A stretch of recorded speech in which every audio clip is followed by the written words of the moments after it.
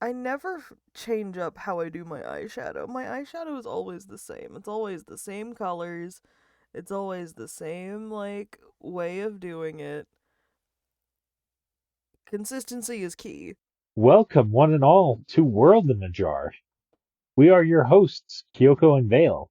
Our goal is to take a word, concept, or idea and spin it into a story concept. Be it a character, NPC, group, city, you name it. And thus, those ideas we create become a world in our jar. Of course, they won't all fit into the same jar, so our selection is constantly growing every week.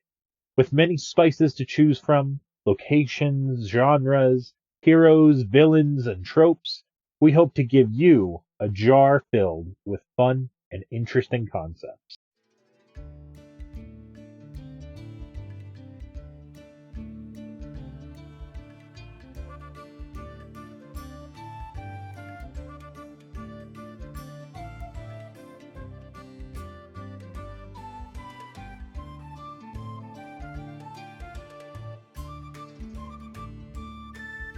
But first, how are you doing, Kyoko, other host?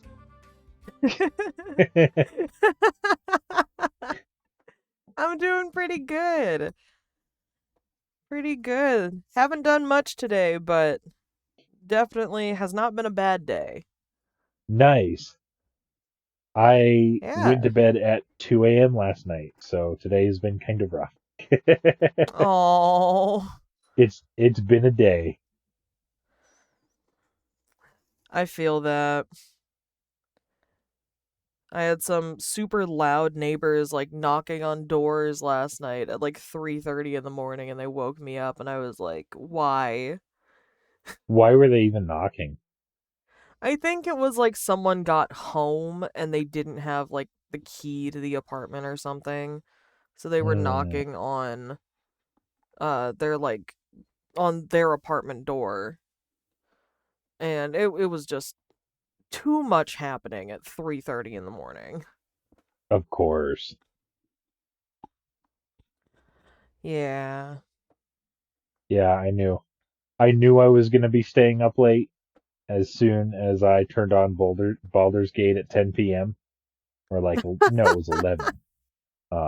I turned it off. I turned it off at 11:30, but Yeah. after I had finished romance, um, finished the romance option for my I call it my Blurbo character, True Love, my paladin. Absolutely. They are romancing Karlach. Ooh. So Tiefling yeah, on that tiefling action. yeah, tiefling on tiefling.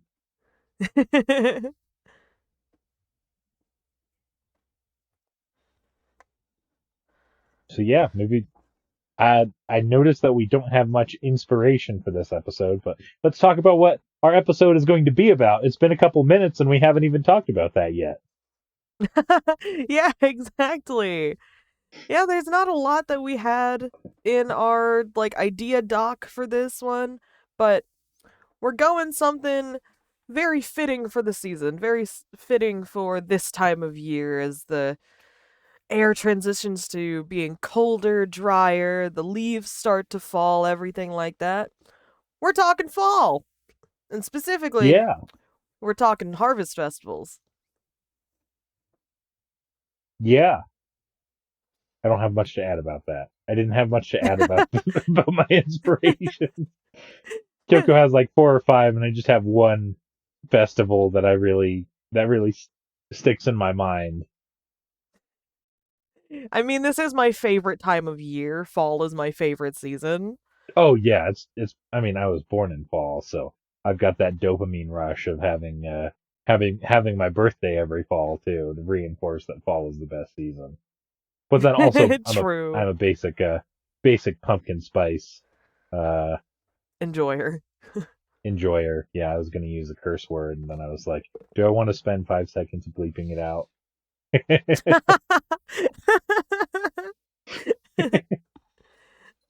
I'm a summer baby, but like I don't like the heat and humidity of summer. It's been humid everywhere I've ever lived, and I don't like the humidity. You should come here to Colorado where it is constantly cold and miserable. Except in the summer, we get 90s to 100s. And Oh yeah. Oh, I peaked my mic with that laugh. Oh god. oh god. Oh no. Oh no. The entire bar turned red. Oh no. It's fine. We'll fix it Well, in post. we'll fix it. We'll fix it. Oh, but If I've you ever lived places where it's been cold and miserable for a while. I lived in Wisconsin for 5 years. Wisconsin. In Wisconsin, yeah. That's Right that's on the cheese lake. country though, isn't it? It's cheese and beer country, yep. Cheese and I beer, don't know but why I sounded you're so southern lactose. saying that. Yeah, it was not good for me being lactose intolerant. But you know what? I loved every minute of those lactose those I bet lactose based mistakes. I bet you got the best poutine you could get in America. Oh, it was so good. It was so good. I remember trying Culver's for the first time too. So good. Oh my Oh, gosh. we have Culver's out here. They're pretty good. I Yeah, just Culver's started in Wisconsin, I'm pretty sure. I'm I believe so. Yep, in Sauk City, Wisconsin. I I might don't have go said to that city name wrong. I don't go to Culver's as often as I would like to, just because there's one my roommates go to Culver's all the time and I got tired of it. Oh, But that's they're still valid. really good for Yeah. me getting tired of it. Oh yeah, Culver's is really good. It's unfortunately kind of expensive, but it's not as expensive if you think of like premium burger places because you can think of like places like Shake Shack. And Shake Shack's expensive, but oh my god, is it so worth it. Right. For like Five Guys, what are you even shelling all that money out for? I'm personally not. I can't eat Five Guys. Five Guys is decent, but not worth the price. Yeah. It's not like you're getting bad burgers. It's just not like you're getting burgers worth the price. And they're fry. I Yeah, say they're fry. They absolutely. overcharge for fries, even though they give you a boatload of them. Valid, I was like, yeah. do I use our one R-rated fuck word per podcast? They'll bleep that out. It's not time yet.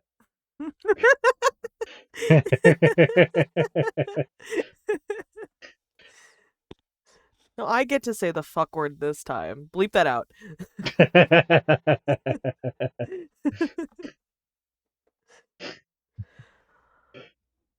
All right. All right. Yeah, so we can get more into our inspirations for festivals and things like that. Do you want to go first since you have a very specific example? Yeah, I'll go first. Um, so as far as festivals go, I have one inspiration for a festival. It's not very fall oriented, unless you count the Fall of Mankind, which would be the Millennial Fair from Chrono Trigger. The Millennial Fair is very important to the story of Chrono Trigger. It's basically this big event where the Kingdom of Guardia celebrates its thousandth, or it's either the thousandth or 2000th year of being a country, and I believe Mm-hmm. it's the thousandth. And there's a lot of festivities going on. There's like people in costumes or armor racing around, and you can bet Ooh. on who wins the race. And Mm-hmm.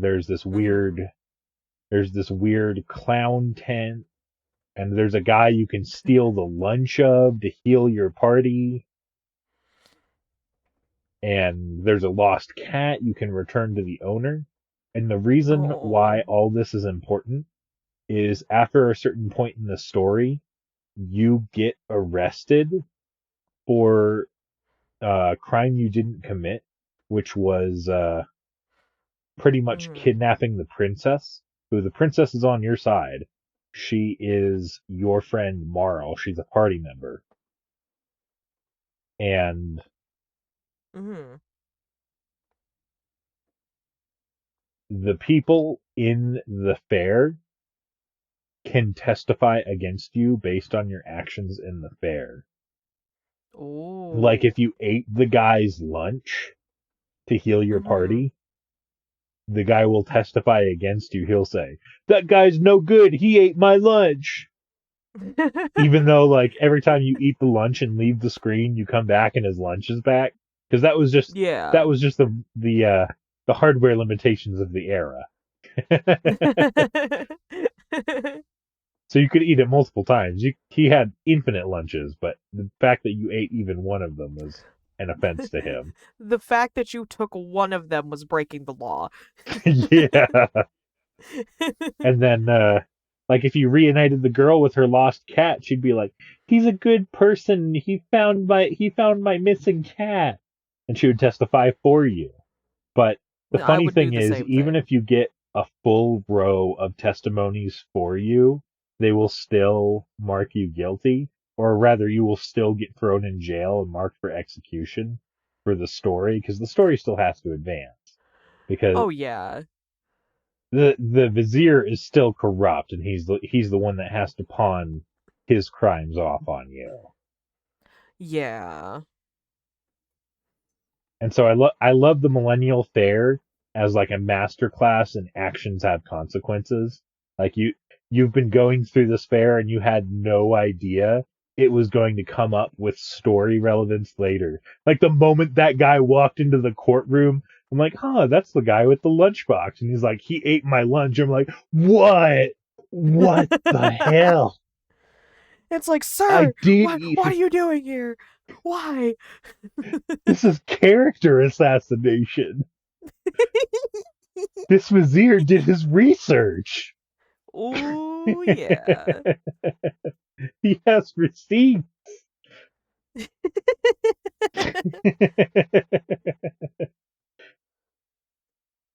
So yeah, I love a good festival that comes up later with consequences. Mm-hmm. Oh, absolutely. Absolutely. It always makes makes a story feel more interconnected, which is really nice.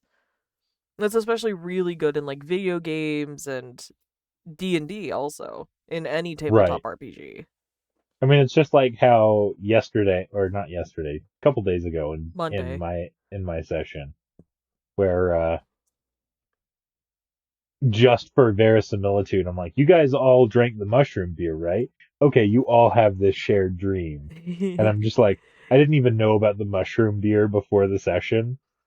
And I'm just like, well, they all drank it, so I can all burden the shared dream I needed for narrative purposes on the mushroom beer rather than just magic weirdness. Yeah. You That give was a it like peek an behind. actual cause. Right. For my for my D&D game, they're going through the Underdark to remove the curse of a drow prince who is turned to stone whenever the faintest light reveals his features. And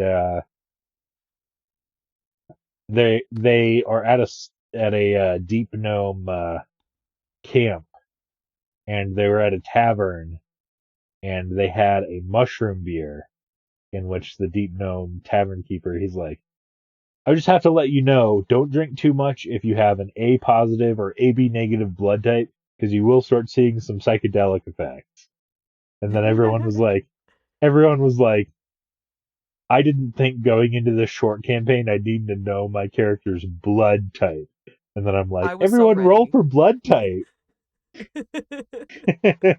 Roll You were 1d8. just like, everyone needs to know their blood type, and I'm just like, okay, I'll pick one. There we go. I am prepared. Right. I mean, you're the healer. It makes sense that you're O negative. Yeah. I will say it's the only time I've had to pick a blood type for a D&D character. Right.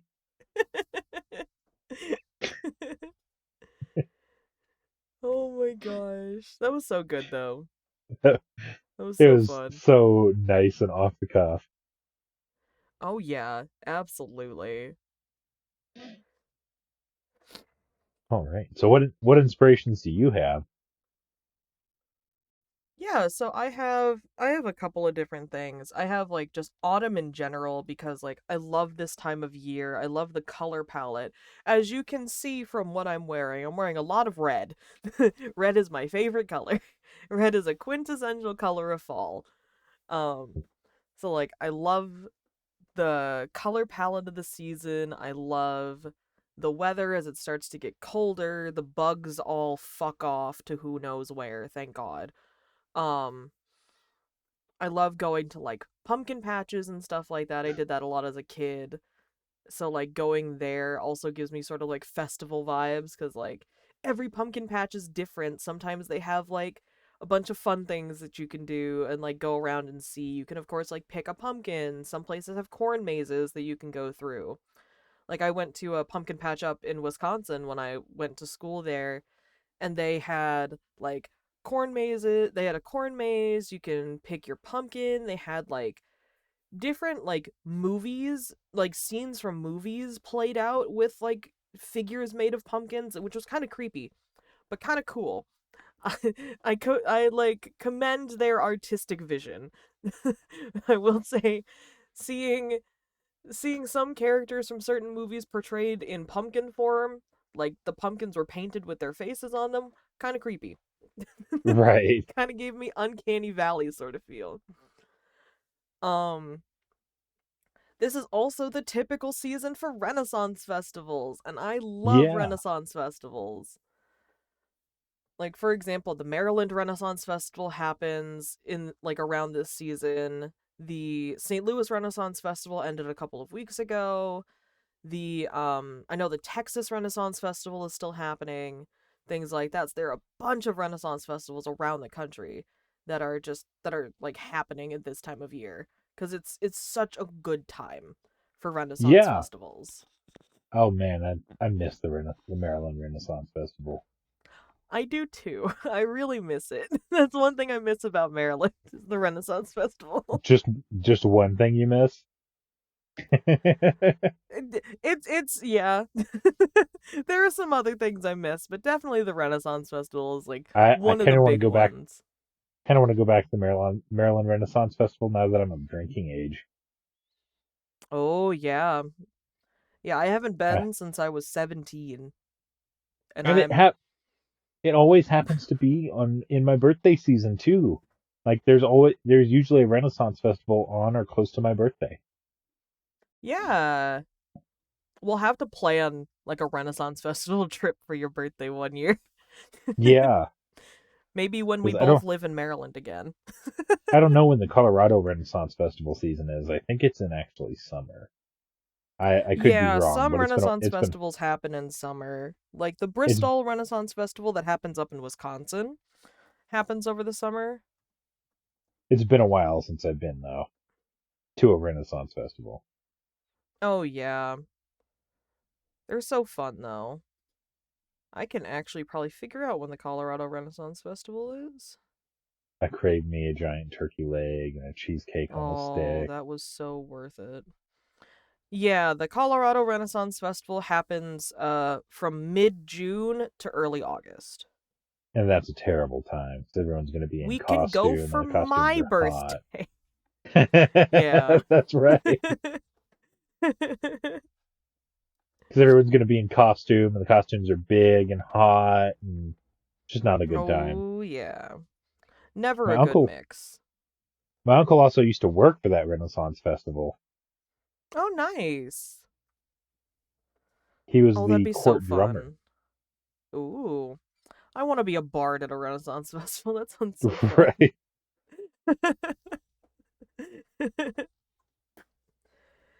Yeah, it's like I have like some like media inspiration. So like when I think of the seasons and like festivals and stuff like that, I so I've been kind of on the fence about saying this because I don't know if like if the mouse is gonna get me. but I feel like as long as we don't include any scenes or music or anything from the movies, it'll be fine. Well, include scenes from the movie. No, don't. Did you I hear think of that? the Tinkerbell movies, especially one of the like later movies that like focuses on like winter and stuff like that. I think of the Tinkerbell movies when I think of like things that represent the seasons, because like their whole thing is like prepping for the transition of the seasons, because it's like the fairies are responsible for the season transition. Right. And the fairy world in the Tinkerbell movies is based on the four seasons, which is really cool. Yeah. Uh, so like there's a scene in one of the movies where you get to see like animals that don't hibernate during winter go to the winter section of the fairy world, and they have to pass through like this like magical barrier almost. And when they pass over, you see um like rabbits and like some weasels and stuff like jump through it, and their coats go from like their typical brown or whatever color they were to being white so they can blend in with the snow better. I was like, oh, that's such a Oh, cool like seasonal representation. that is a cool detail. Oh yeah, it's so good. That's also probably my favorite movie in the series. I have seen all but one of the Tinkerbell movies, and I think there's like six of them. Holy moly. Oh, sorry, my cat's on my desk. Mithra, get down. Thank you. It wouldn't be the Kyoko household without a cat jumping on my desk. Right. Yeah. And then other than like movies and things like that, of course, when I think of really anything, sorry, I'm moving stuff around on my desk. Um, when I want to get inspiration for like anything, music is one of the first things that comes to mind. I'm very much a musician at heart. um, I've been listening to music, playing music since I was like 4 years old. I actually have choir rehearsal tonight, so Yeah. You said choir, or um was that your barbershop? yeah, it's barbershop choir. Yeah. Ah, Yeah. But when I want to think of like autumn or like festivals and things like that, I think of tunes that have like really jaunty beats and things like that. Things that get people really like engaged in like a really fun and expressive atmosphere. Or I think of music that very much has sort of like more of a country-ish feel without really being country music. So for example, like one of the top things I can think of is Dog Days Are Over by Florence and the Machine. That's one of my yeah. favorite songs. Florence and the Machine very much has like a sort of baroque feel to it, and baroque is a really good like uh era and style of music that I for some reason really associate um with like autumn and festivals and things like that. Um So like when you think of like baroque instruments, there's like the harpsichord, there's the lute, the oboe and the violin and the cello and harp were really popular. Like lots of string instruments. Um Right. like I if you mean, you think think of of, how bards are oh go ahead. Yeah. I was thinking, I said, you think of Vivaldi's Four Seasons. Oh yeah, Or, absolutely. Oh my gosh, I love Vivaldi's Four Seasons. It's one of my favorite orchestral pieces. Um but yeah, there's like if you think of like a bard in D&D, you typically see them with like a lute or a lyre or a violin or a flute, things like that. Very much instruments that were very prevalent in the Baroque era. Or the Baroque period, I should say, not era. Period is more is a better word to use. right. If I think of a song for like a festival in general, I think of Simon and Garfunkel's Scarborough Fair. It's Yeah. not it's not a song you would hear played at a festival. It's not something that invokes the atmosphere of a festival, really, because it's such a slow song. But it talks about a festival. It's very, I don't know. It gives me, it has the vibe. It passes the vibe check. Right. It's weird though, because like I think of fall and I don't really think of festival. I think of Hosier's "In a Week," which is a song about two lovers decomposing in a field. But it's so romantic for being about death. Yeah, yeah. And Absolutely. for some reason I equate that to being about fall.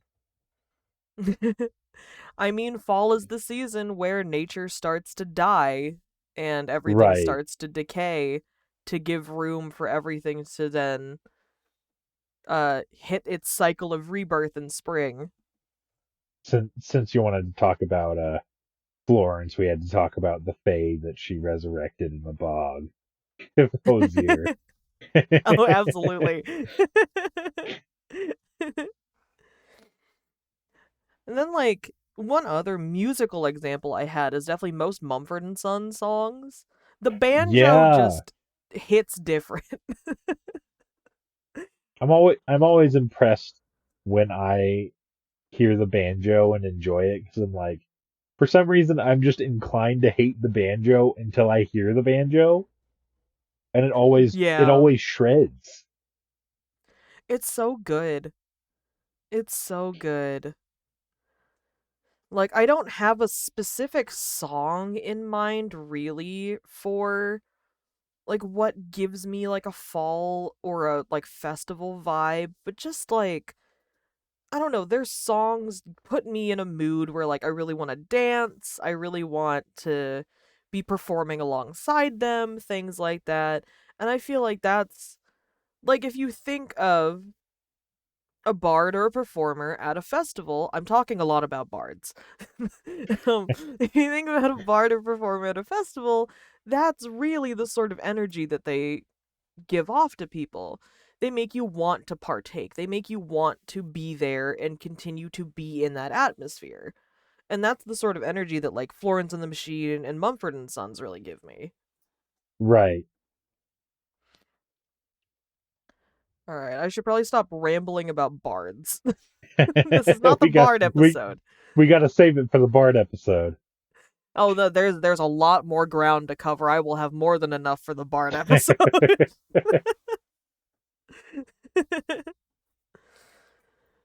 But we can Man, now I probably got to move. compensate it for the with thinking about an fall flavored Oath of Ancients paladin.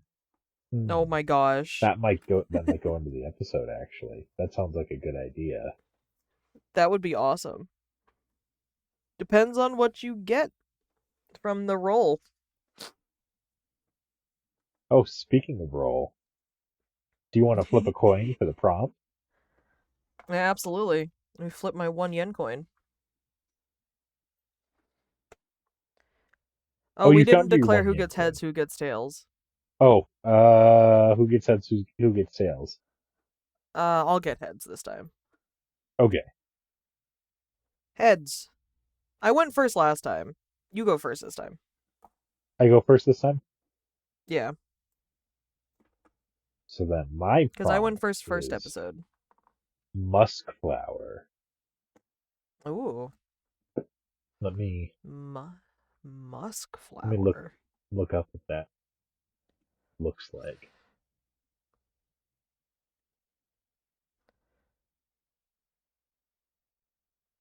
Species of monkey flower It's known by the common name musk flower. oh, Formerly as they the look common like musk. buttercups but bigger. Yeah. Ooh, how do I spin this into a story? How do I spin this? I mean, maybe everyone is wearing this in a flower crown at the fall festival. Oh, that might be good. Yeah. When does this bloom? Mm, When and where does this bloom? It is native to western North America from British Columbia to California to the Rocky Mountains. Oh, so it's Um, close to home. I could find these, I'm sure. it also occurs in eastern North America, where it may be native or introduced, no one knows. It's known from Chile and parts of Europe, including England and Finland, where it grows wild after having escaped cultivation. Escaped cultivation. Now that's something to go off of. And that was all read from the wiki on this flower. You can Google it yourself if you are ever, for the viewers out there, you can go Google it yourself if you are ever So interested. I'm thinking there's this fall festival and everyone is wearing a flower crown with one of these flowers on it. And what is happening to these people? Or hold on, I have to save that. There is, maybe it's a dryad, maybe it's some kind, just any kind of flower spirit that Mm-hmm. was getting cultivated by a druid, or these flowers were getting cultivated by a druid, and it escaped. Mm. And it's now after the people that were trying to cultivate it. Yeah. And so everyone that's now wearing the flower crown now has a target on them. So whenever they're alone in this flower festival, in this fall festival, it makes them a prime target. Ooh. So it's a fall festival comes murder mystery. Man, Oh. second episode in a row we do murder. The first time it was murder, it was more like a genocide of an entire town by a mysterious mysterious ancient parasite. This time it's just a mysterious ancient flower spirit. Yeah. There's one thing about this flower that's really cool is this flower doesn't have a scent. Yeah. Oh, and that makes it hard to track. Yeah. That Oh, makes it that's so really interesting cool. because that makes me think of, I think there's a level 7 totem warrior feature that gives you an enhanced scent. Like, hold on, You gonna look it up? I'm looking it up.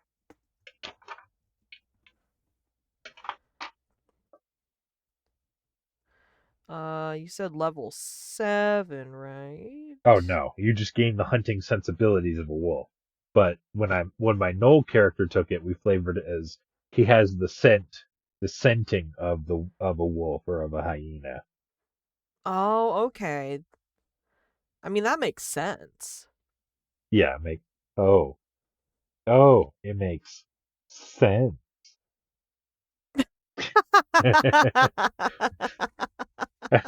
They'll bleep out the pun. No, I will not.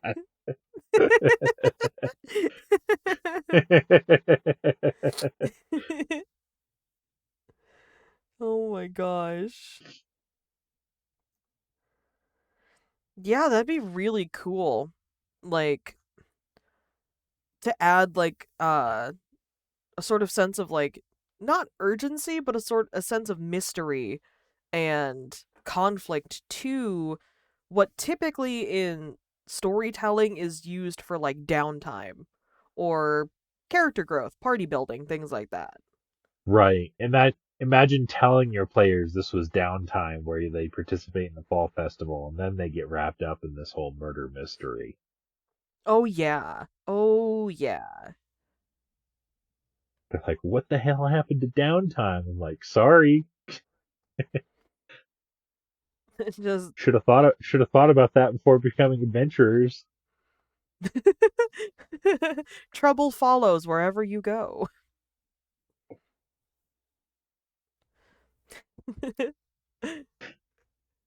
Yeah, that would be super cool.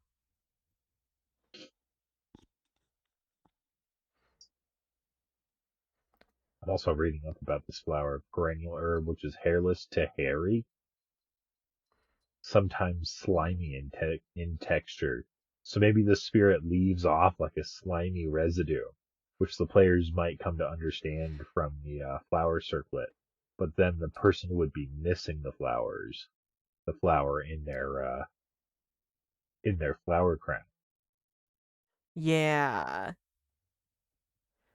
Like maybe there's like let's say it happens on like a castle town. They could talk to like the royal botanist. Something like Right. that. But the royal botanist is the one that did it. Oh man. Plot twist. Your number one ally becomes your greatest enemy.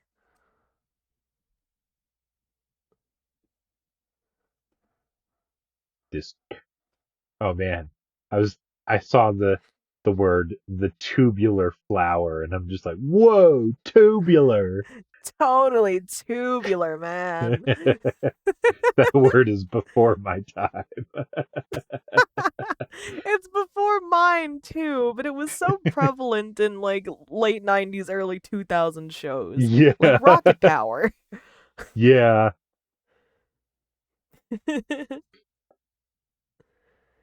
Oh man. Anything else you'd like to add as you read up more on the flower?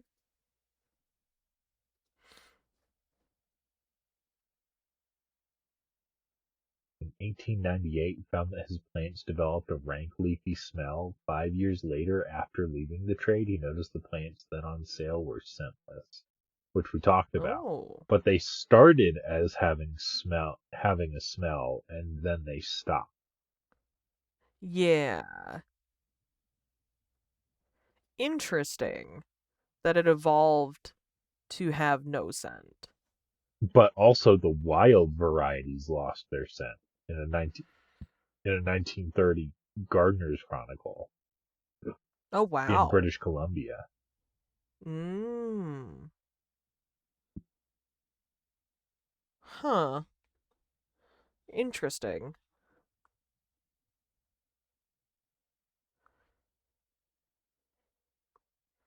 Yeah, I don't know. So, That would be cool to add to the conflict, like it having a scent and then losing a scent.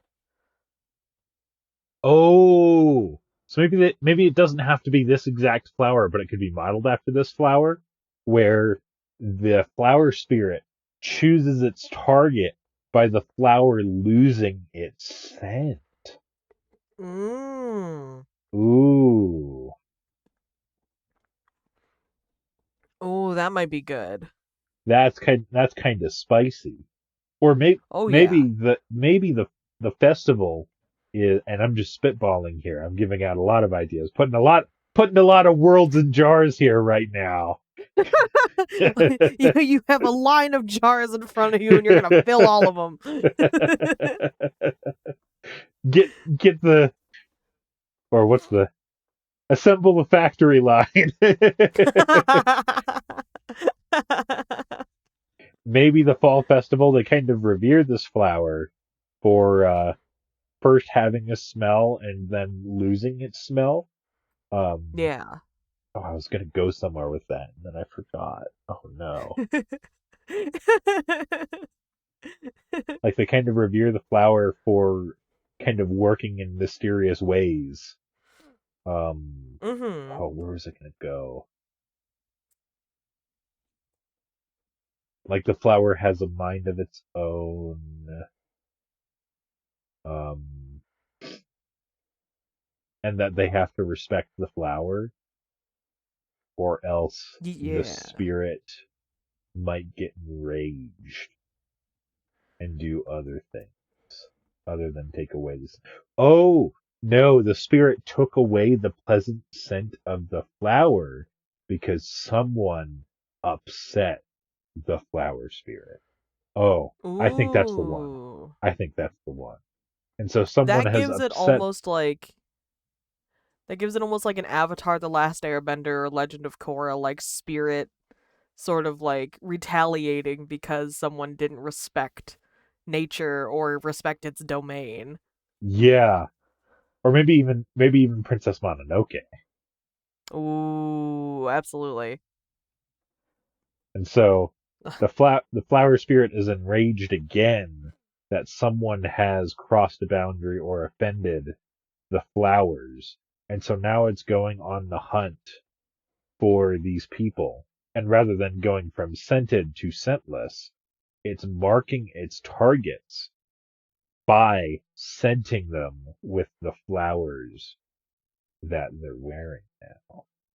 So all of a sudden they Yeah. smell a little different. And so the flower spirit can track them by scent and wait for them in like a dark alley or something. Yeah. Oh, that'd be so cool. I love that idea. Oh, yeah. And all the ideas that I Absolutely. had up until this point.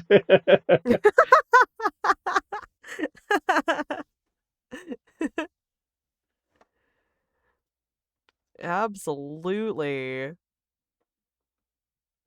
Man, who knew a flower could just give me so many ideas?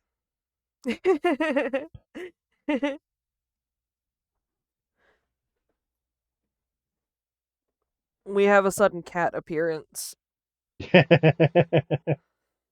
She jumped up on my desk. Hi, Mithra. You're now on the podcast. Welcome. Mithra, what do you have This to add isn't. to this idea?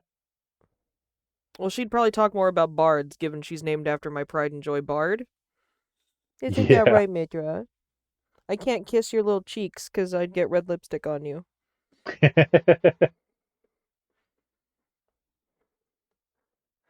But, all right, Mithra.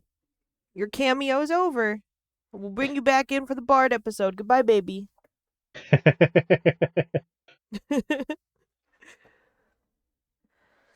All right, is it my turn?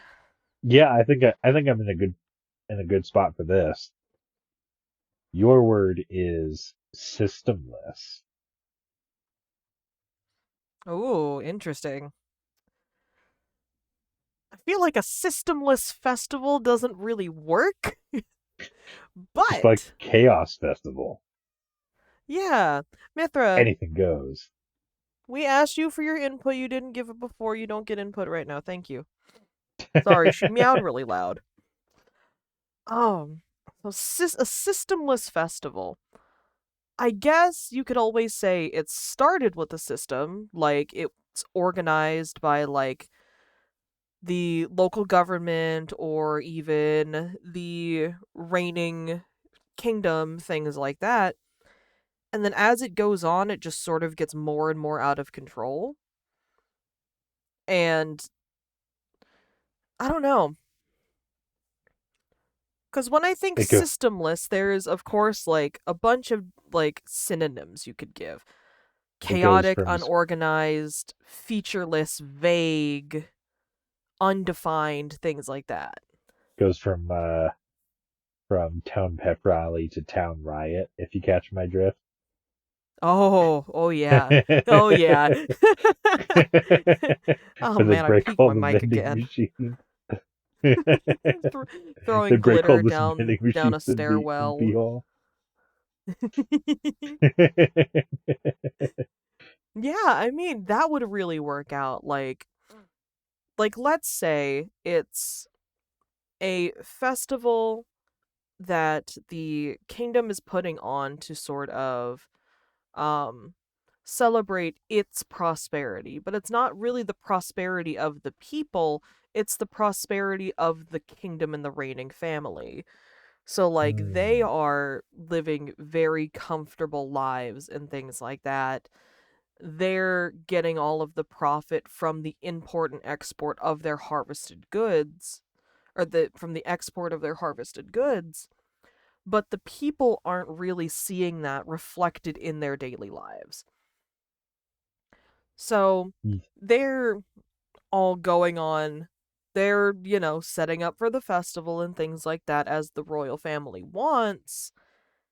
And then as the festival starts to hit its peak, maybe like day 2, day 3, depending on how long the festival is, like riots start to happen and things like that. Oh, Um, so like the Lord is celebrating his prosperity, but not really giving out any of his prosperity in the festival. yeah, yeah. Yeah. So it's like this festival, because when you think festivals, or when I think festivals, I think for the people, really. But Right. this festival, um, in where it then becomes systemless, it becomes chaotic. It's not really for the people. It's painted to be for the people, but it's not. Hmm. So then it turns into riots and um full-scale protests and things like that, which could then turn into full-scale rebellion if given enough fuel, if the fire is then given enough fuel. Yeah. What is So up with what me is and rebellions recently? right? Have you played Persona 5 recently? No, Oh, you should. I need to. Very I have very not strong though. themes of rebellion there. Oh, that makes sense. I don't know. At my core, I am a very rebellious person. I mean, like I will stand up for what I believe in, like no holds barred, really. Um, No. Oh, I don't know what? why. That just gave me a new server nickname for you. No holds No barred. holds barred. Like- I mean, hey, you can't beat full caster Aster Blaster though. Right, but I'm welcome We'll to tell that try. story. We'll tell that story in the Rogue episode. Right. But yeah, so like this festival just ends up becoming like this full-on riot or rebellion. And like let's say this is like a TTRPG. The party is enjoying the festival. They're there, they like come into this town and they're like, "Oh my gosh, a festival's happening." Like we can spend some time here, like we can enjoy the festivities, we can buy some stuff. It downtime. And then they get swept up in this, like they get swept up in yours in this murder mystery. They get swept up in a rebellion. And they have to spend some time gathering information uh on both sides as to why the townspeople are upset and like why the kingdom wanted to hold the festival and things like that. And they have to choose which side they're going to fight for, or if they're just do, going to leave and not pick a side. do they want to be fascists or do they want to be rebellious? Do they want to side with the bourgeoisie or do they want to side with the people? Do they want to be It birds or do they want to be or do they want to be man? it all comes I've realized it all comes down to Les Mis. Les Mis has been so on my mind recently. Maybe that's what we can watch after the show, since we were talking about a movie night. Oh yeah, absolutely. I Just mean, watch hey, I Les just Mis. I'm opened up my down for popcorn. I was munching on it on recording. it. I mean, I did just get groceries. I have snacks now. One of our custom Cards Against Humanity cards. Actually, I'm not sure if it's custom. It's crunchy snacks for my big flappy mouth. I don't know if that's a custom card or not. I haven't played like regular Cards Against Humanity in a long time. But yeah, I think that's where I'm gonna like leave it for now. It's so we have a festival that starts out organized by a kingdom that is not sharing its prosperity with its people. And as the festival moves along its course, the people decide that it's time to riot, it's time to rebel. Yeah, And the party, if we go TTRPG route with this, has to decide if they're going to pick a side or if they're just going to let this play out on its own, which could then Hmm. influence the world as a whole. Because, So like, what yeah, if this is the main castle town or something? right. Oh man, rebellion in like the capital. Yeah. Oh, yeah. Hey everyone, Kyoko here. Sorry for this sudden and abrupt change. You all might be wondering, why is there suddenly this weird cut and during the break time of the episode where there's just the little icon image? It's because I was not satisfied with the review I did in the original episode recording, so we're doing it again. We're running it back. And, the thing I would actually like to review today is something that Vale is currently experiencing, so Vale, don't listen to this. Actually, you have to listen to this to edit it, but be wary, spoilers ahead, and this is just a little aside to everybody. Spoilers ahead, because I would like to review the God of War series. Specifically, God of War 2018 and God of War Ragnarok. I've been super into going over those games again and everything, and you know, Ragnarok came out, I don't remember what year, if it was 2021 or 2022, but you know, it came out a little bit ago. Everyone should have had time to digest the game, play the game, see the game, watch the game, things like that, and if you haven't yet, spoiler warning. I won't go into, like, heavy detail about plot important things, but, you know, just caution. Be wary, watch your step. But I would actually like to start out with talking about the games in general. I grew up watching my dad play the original God of War series. I personally have never played God of War 1, 2, Gods of War 1, 2, or 3, but I have played Ghost of Sparta, Chains of Olympus, and Ascension myself. And then I've watched countless people on YouTube play the entire series, including God of War 2018 and God of War Ragnarok. I have not personally played either of those games, but my gosh, do I really, really want to. I am absolutely in love with those games. I'm in love with the whole series. I was a Greek mythology nerd when I was in school. Still honestly a mythology nerd in general, so that's a little bit of an insight to who Kyoko is. But the entire series, the plot, the art direction, the lore, just how Sony Santa Monica has, like, treated the whole thing and the amount of care that they've put into all of the games, absolutely phenomenal. Now, I'm no game developer, and I have very honestly not done a lot of research on Sony Santa Monica as a development company, especially as a subsidiary, not a subsidiary, especially as a part of Sony. I have not done the research. I will do the research, but I have not personally done the research now. But seeing all of the love and care that they've given to the series, and the fact that developer Cory Barlog and other staff have been on the team since the first game really says something about how they are treated and the amount of love and care that they have for the series and the characters and everything. Like Bear McCreary being one of the head musicians for the longest time, phenomenal. Phenomenal.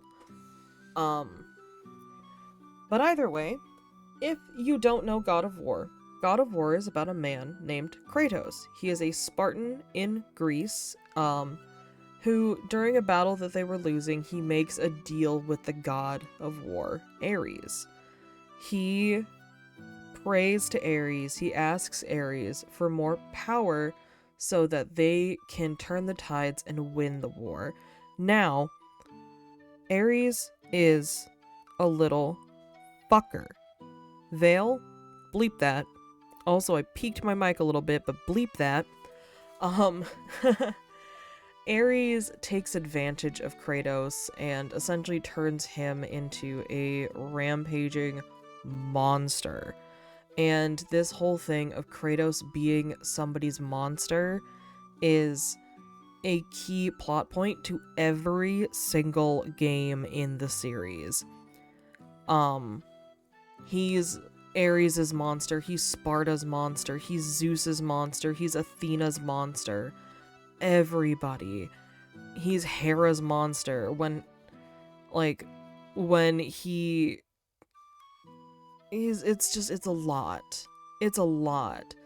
Like, especially when he's driven mad or he's in a murderous rampage and he slaughters this entire town, not even realizing his daughter and wife are there until it's too late. I don't remember his wife's name, but the death of both his wife and his daughter Calliope absolutely shakes him. That's why he is called the Ashen Man. That's why his skin is so gray. He is covered in their ashes, so he never forgets what he did to them. And it's a key point in one of the spin-off games. I don't remember if it's Ghost of Sparta or Chains of Olympus, where he goes to the underworld and he is reunited with his daughter, and he's given the quote-unquote choice to stay with her again by Persephone. It's not really a choice. He can't stay with her. It's a whole thing. But it's this whole story of Kratos fighting against being somebody's monster permeates the entire story. It's in God of War 2018 when he goes to, spoilers if you have not played the game, or have not seen the game. It's in God of War 2018 when he goes to retrieve the Blades of Chaos. He sees Athena again and she says, "You are nothing but a monster." And he goes, "But I am your monster no longer." He actively fights for his own freedom.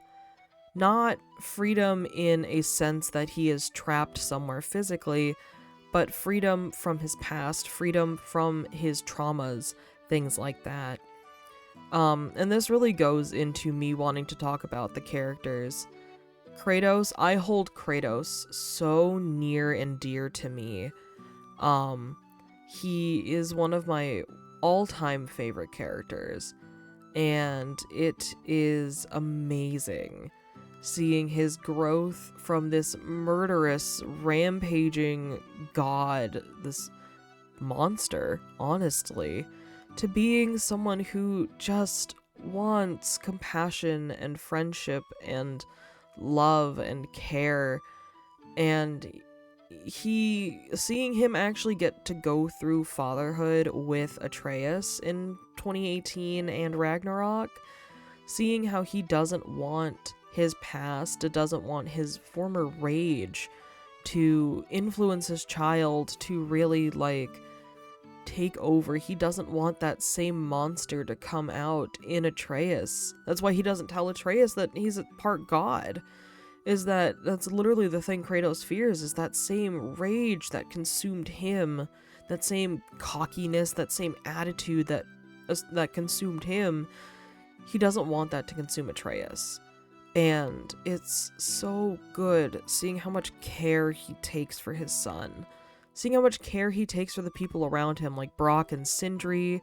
He considers Brock a true friend, especially in 2018, and we'll get to Brock. I swear, we'll get to Brock. I have a lot to say about Brock. But the amount of care he takes for Freya and all that she goes through and how much he wants to help her. He even takes care for Freyr and for Tyr, quote-unquote Tyr, you'll understand. But he takes so much care. He even takes care for Ratatoskr. And he only interacts with Ratatoskr for side quests. The fact that he, not really unintentionally, but he calmed he calmed the anxious part of Ratatoskr by saying, like, you are inconsequential to me, like, you don't have to worry about whether I like you or not, I don't really care. The fact that he went out of his way to tell this, like, being of literal anxiety that, like, it's okay. You don't have to be anxious about what I think of you. It's so good. He's so caring and compassionate, and God, I love Kratos. I love Kratos. I love him. So good. And then you get into Atreus, and seeing Atreus, seeing the cast member for Atreus, I can't remember his name right now. Sunny Soljic. Seeing Sunny Soljic grow between 2018 and Ragnarok was so good. But seeing Atreus grow was amazing. This little pitiful tiny little kid who lost his mom, doesn't know his dad, to very sick, very, very sick, to cocky and arrogant and just being a little snot-nosed brat, to growing into this being who holds compassion and love for everybody, wants to see the good in people, wants to give people chances, and he tries to live by Kratos's close your heart, don't feel, don't let what's happening around you affect you, and Kratos does apologize for telling him that later, because that's old Kratos. That's what old Kratos had to do to get by with what he had to do. New Kratos and Atreus don't have to do that. And seeing Atreus become a leader, a very competent warrior, a friend, a family member, amazing. He's so good. He sees the good in everybody. And he doesn't want to hurt people if they don't need hurting. Like, the beginning of the game, he points his bow at Freya as Freya's attacking them, and he says, please don't make me do this. And a lot of this is, like, immediately on my mind because I've been, like, watching Jacksepticeye play God of War Ragnarok again. I just finished watching Fat Brett on YouTube's analysis videos of both Kratos and Freya, and he talks a lot about Atreus and both of them, a lot about everything. I've watched the Completionists video on God of War Ragnarok, and I love the Completionists, things like that. But it's all so good seeing how the characters grow. And then, just like I promised, you get to Brok and Sindri. Now, Brok and Sindri, they were really simple in the first game. I wouldn't say simple. I shouldn't say simple. They had a lot of depth to them, but they get a lot more screen time in God of War Ragnarok. And Brok is my entire world. I love Brok. Brok is my whole life. And the scene that breaks me the most, besides the very end of post-game, and you know what I'm talking about if you know what I'm talking about. If you know, you know.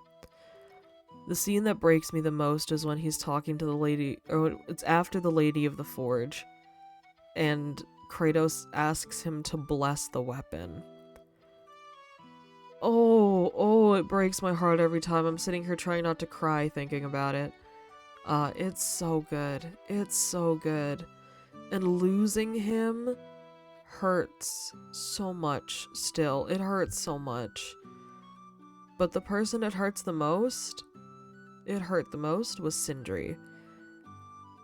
Seeing how Sindri broke after what happened to Brok hurt so bad.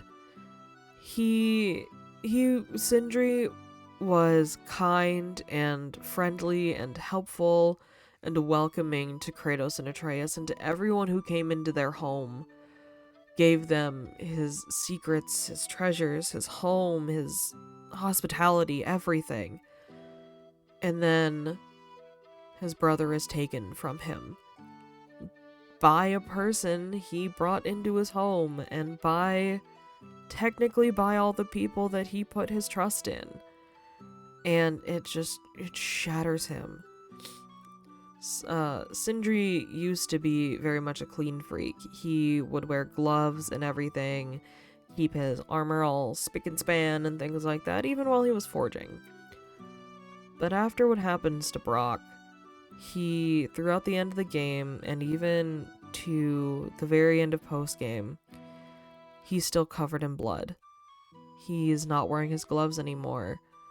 He hops right into the middle of battle during Ragnarok, and he curses. He curses at Atreus and renounces them as family, and it's heartbreaking.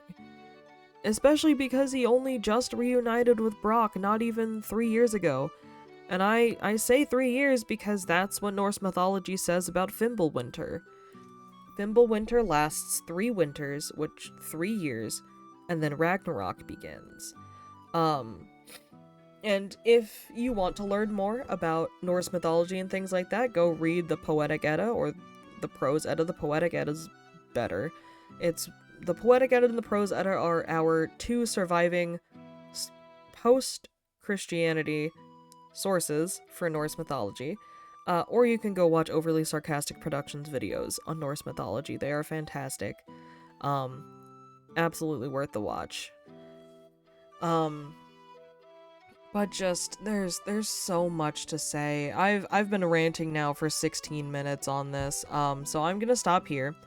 If you want to know more about God of War Ragnarok, go either play the game, or really any of the God of War series. God of War 2018 and God of War Ragnarok are both available on the PS4. God of War Ragnarok is also available on the PS5. And the other games, I'm pretty sure you can find in the PlayStation Store. But if you can't, you can definitely look up playthroughs or analysis videos of them on YouTube. They are absolutely fantastic, and I highly suggest, even if you just watch a video on Kratos, Fat Brett has like an hour and 21-minute video on the growth of Kratos as a person. And it is absolutely fantastic. It takes you through everything you need to know about Kratos and his story. And it's so good. It's so good. But yeah, for God of War 2018 and God of War Ragnarok, for the entire God of War series, I give it 5 out of 5 Ryan Reynolds. The God of War series holds a very dear place in my heart. I hold it very near and dear. So, yeah, if you want to talk more about it with me, or if you want to talk about it with Vale knows some about God of War as well. I don't know exactly how much they know, but they know some. They're playing 2018 right now. Hit us up on Twitter or via email. And yeah, 5 out of 5 Ryan Reynolds. Thanks for break time. Back to the episode. Now we're doing something a little different this time. Ooh, we're already mixing it up. We're mixing it up a little bit. We're gonna get a random trope, a random TV trope, rather than another random word, to spice up our worlds right now.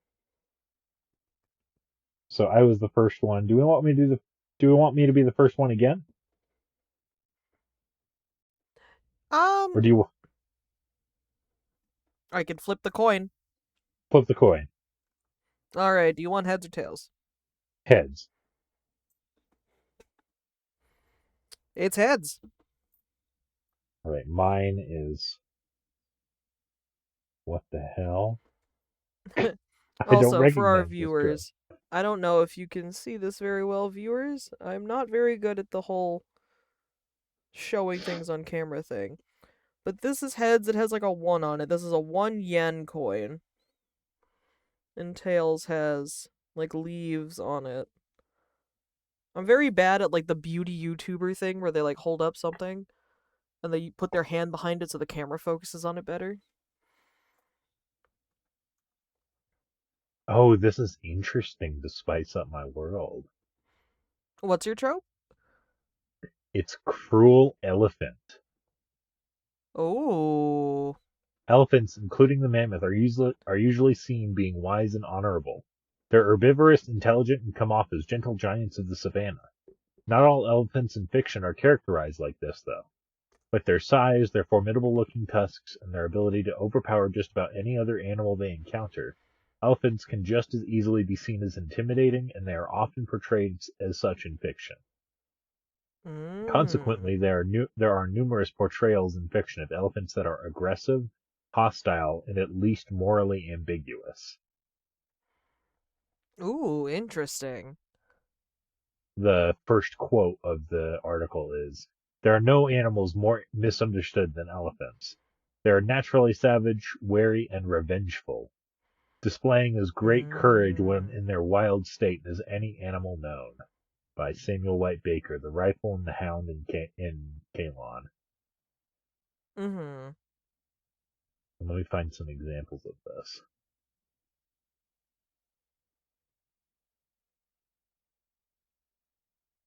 Like Dumbo apparently is a big example of this. I've never seen Dumbo, but most of the circus elephants except Dumbo and his mother are rude, shallow, and snobby. Oh, okay, yeah, I've never seen Dumbo.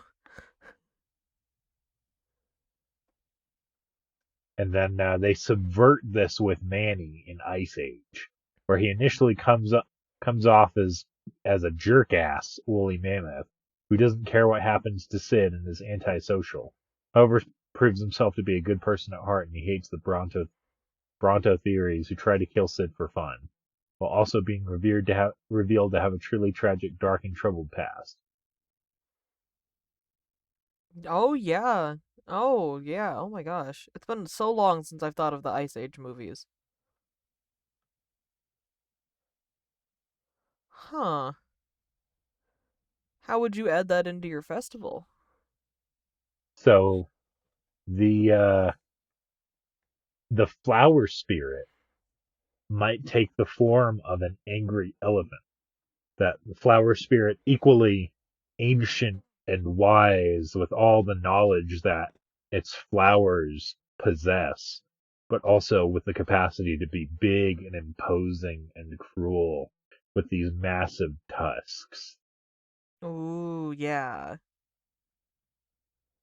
And so that might be like the final boss is quelling the rage of the forest spirit in a fight or subverting it another way, Yeah, finding it could always finding be like a who two-stage boss, too. right or finding out who pissed it off and why, and figuring out how to make it less pissed off, Yeah. how to quell its rage non-hostilely, and then make Mm-hmm. it more like actual downtime where it's less fighting and glory and more investigating. Yeah. That'd be like if you wanted to take it more of like non-combat encounter way without it like ending in combat, you could leave it to like ending it in like negotiations and things like that or de-escalation Right, um with the possibility of turning to combat. right. It's always important in a TTRPG to have multiple branches if the players choose one way over the other. Yeah. Absolutely. So they could turn it into a fight if they play it one way. Like if they just find this nature spirit that's killing people, they're like, well, we got to kill it. Or if they're like, why is this nature spirit doing this? We have intrigue and we have to figure out who pissed off the flowers. And we Yeah. go to the king, and it's the royal botanist who reaps too much of these flowers for the festival or something, and we have to feed the royal botanist to this elephant demon or whatever.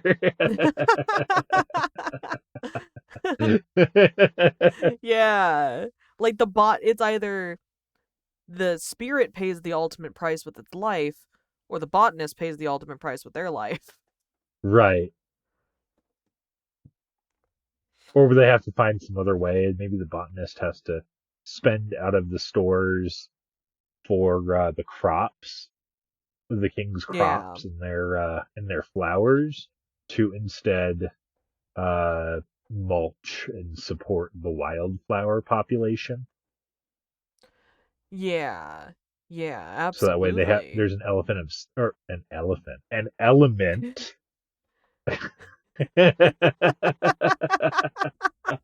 An elephant of sacrifice. That's the episode title.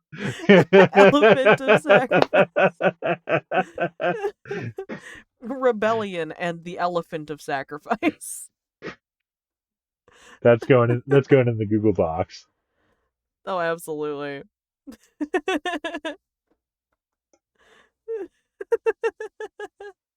I love it. It happened at the exact same time we came up with bioterrorism and garlic opinion. Yeah.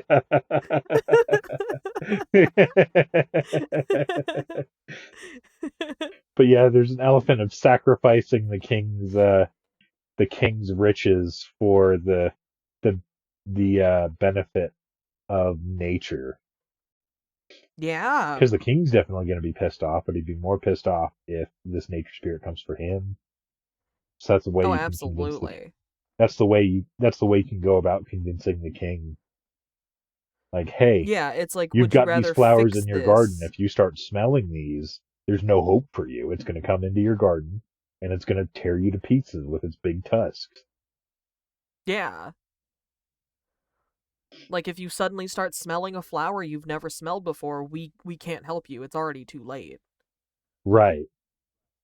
Or at least, like, we can't stop it from coming for you. We can stop it when it gets here. But you can take preventative measures before it gets to that point. Yeah. Oh, that'd be so cool. So yeah, there's a lot of different ways the story could go for a TTRPG.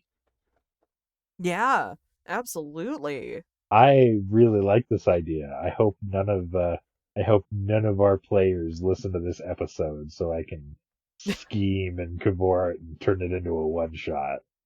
Well, it's too late. One of your players is your co-host. One of my players is already intimately familiar. I know all the secrets. No, you just throw it into main campaign, and we have no idea when it comes up, and then you have to deal with Estelle.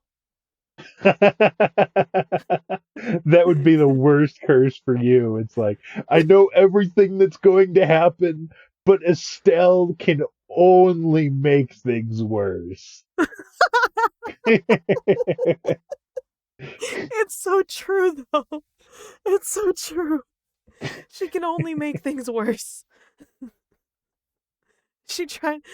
She makes things worse, and then she tries her damnedest to make things better. Yeah. Oh no. Oh no.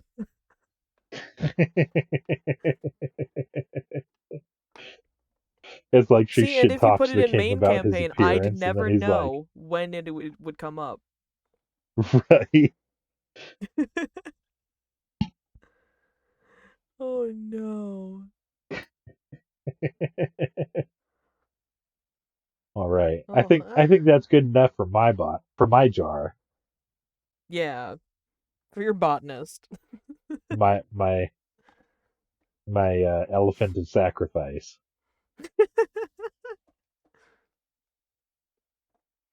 Now it's rebellion.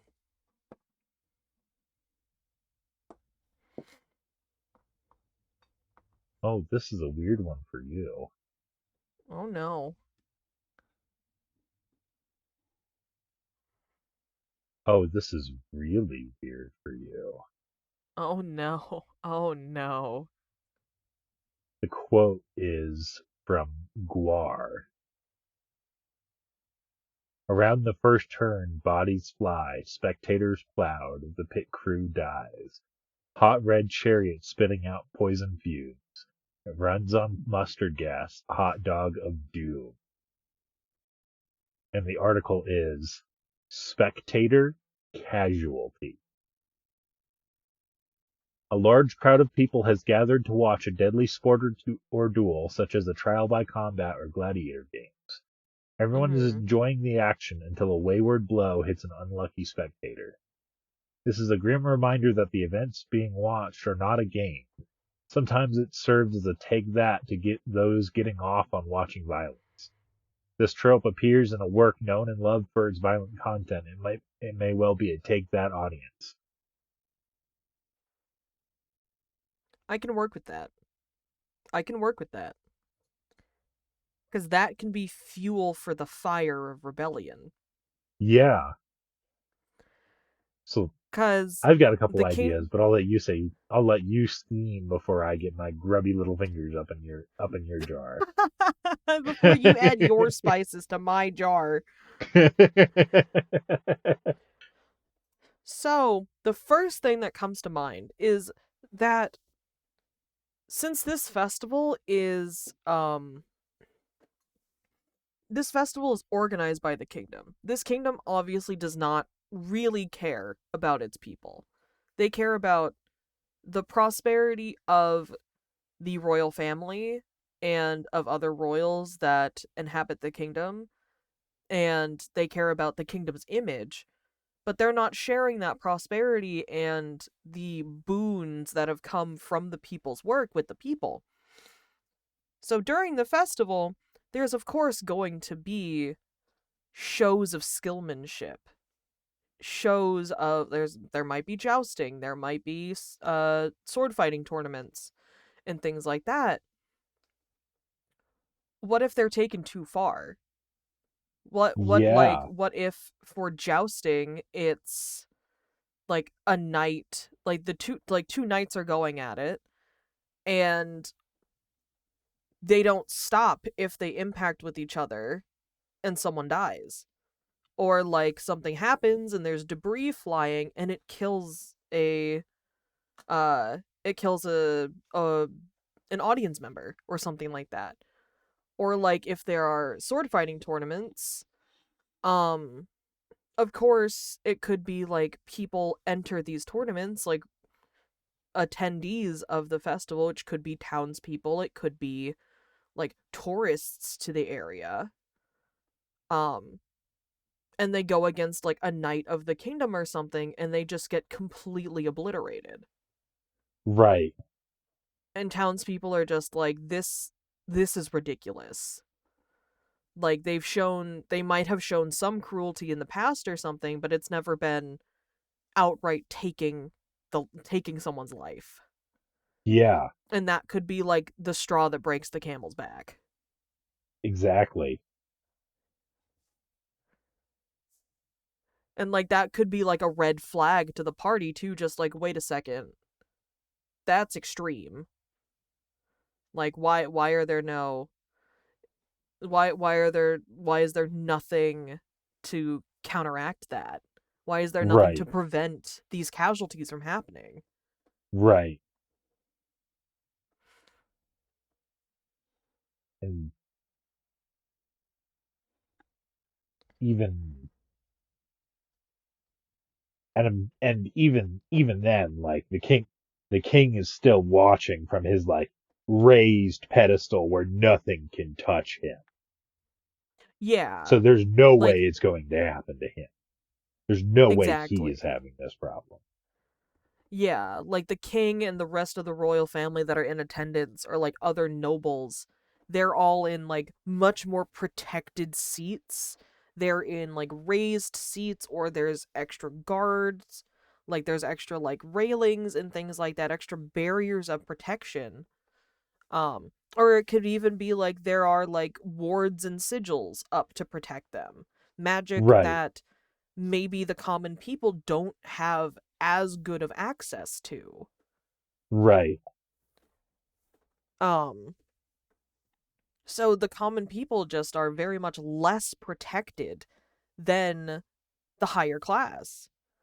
And the and it just culminates in this festival where there end up unfortunately being casualties. The nobles just laugh it off because they're just like, "Oh, haha, it's part of the entertainment. Oh my gosh, can't believe that happened. Whatever. It's for the bit, basically." Um, and the people are just, it just makes it so the people finally decide, yeah, we're rebelling. This is ridiculous. right. It's a Boston Massacre situation. Yeah, Or not absolutely. not actually no one actually or not a lot of people actually died. It wasn't like a true massacre as they told me in school. 3 people died, Yeah. but it was all because someone heard like fire at will or whatever, and the redcoats fired, and then chaos ensued. One Yeah, redcoat fired, and then exactly. chaos ensued. Yeah, absolutely. What ideas did you have to add to the jar? You actually hit exactly the idea that I was going to have, in which the audience was spectating like a gladiatorial fight, and then there's some freak accident that kills an audience member, in which it should have been prevented. Yeah. Or like it could even be like there's like an open fight and it's like two knights fighting or something like that and one of them throws an axe or a dagger Right, and it misses its intended target. Intended, quote unquote. But what if the actual intention was hitting an audience member? Or even if it was just like an actual accident? It was a ooh, or preventable accident. what if, what if, what if it was like a targeted sabotage? Like maybe it was Ooh. meant to be seen as an accident, but it was actually targeting a leader of the resistance. Ooh, that would be really good. Like the kingdom knows that there's like an established resistance force and that like they might have like just recently gotten information from like a mole Yeah, or something like that about the leader. And the leader they just so happen to position this like performance of like fighting and stuff like that to happen to where when someone throws something, the other one dodges just in time and it's right there. right. Oh, that'd be And so so that would cinematic. even That'd be so fan the cinematic. I flames love it. even more because it's the leader that was killed, whether Oh, intentionally or not. And the players might yeah, come to find it absolutely. was extremely intentional. Yeah, absolutely. Oh, that'd be so cool. All Oh, right. ooh, I have ideas. It just so happens my next one shot is about I, rebellion. I, this is so pertinent to your one shot. I was just about to say. It Clavier really. would be all over this. Like, get us attached to this rebellion leader, and then we all watch this gladiatorial combat, and then watch him die. See, I can't kill Lorik though. Lorik's not going to be the leader of the rebellion. Oh, I wait, can't kill Lorik. is Lorik one of the PCs? No, Lorik's one of the NPCs I'm going to introduce you guys to. Oh, okay. Lorik was also the Yeah, name of he's. one of Crow's first 5e character, his cleric. Oh no, Lorik was the Forge cleric in Mithra's campaign. Interesting that they're both clerics. Yeah. Elf? I think Firbolg. Crow's was an elf. Ah, okay. Yeah. All right. You got Yeah. anything else to Think add? no, I think I'm done. All right. I think this is a good place to seal up these jars and put them to the market. If you Yeah. like this If you show or liked this, oh, oh, go ahead. You do it. okay. You... If you like this show or need any ideas, you can find us on Twitter at Worlds in Jars or email us at worldinajar1@gmail.com. One the number, not one the word. Uh, Before we go, Kyoko, do you have any recommendations or signal boosts that you want to do this session? Anything that you think the readers might be enriched by, whether it be literally anything? Well, we've had lots of talk of rebellion, and I've already mentioned Les Mis. Um, so if you haven't experienced Les Mis, fully known as Les Miserables, the play about the French Revolution, or the musical about the French Revolution, I suggest go checking it out. Whether you read a synopsis online, you find a Broadway performance or another theater performance online, or if you watch the movie that has Amanda Seyfried, Eddie Redmayne, Hugh Jackman, people like that in it, go for it. The music's amazing, the story is amazing. It's so good. So, highly suggest Les Mis. And if you're looking for a video game about rebellion, boy, do I have one for you. Dishonored. Yeah. Dishonored is I've got three games that I all call my favorite games of all time. Dishonored one the Dishonored series I all call my favorite game of all time. Just because of Mhm. its rebellious themes and just the play your way nature of it. The game is so inspiring to how I run a campaign, just with how many branching paths that the game entails. It's like whatever path you think of, the developers thought of. And there's interesting little tidbits that you can find out about the world or about your targets along the way with every path you choose, whether you want to sneak in through the sewers or climb over through the roof, over on the roofs or roofs. And there's also very interesting choices you can do to take out your assassination targets. And Ooh. every kill you make affects the world. Yeah. Where the less people you kill, including your targets, the better outcome the world gets put into.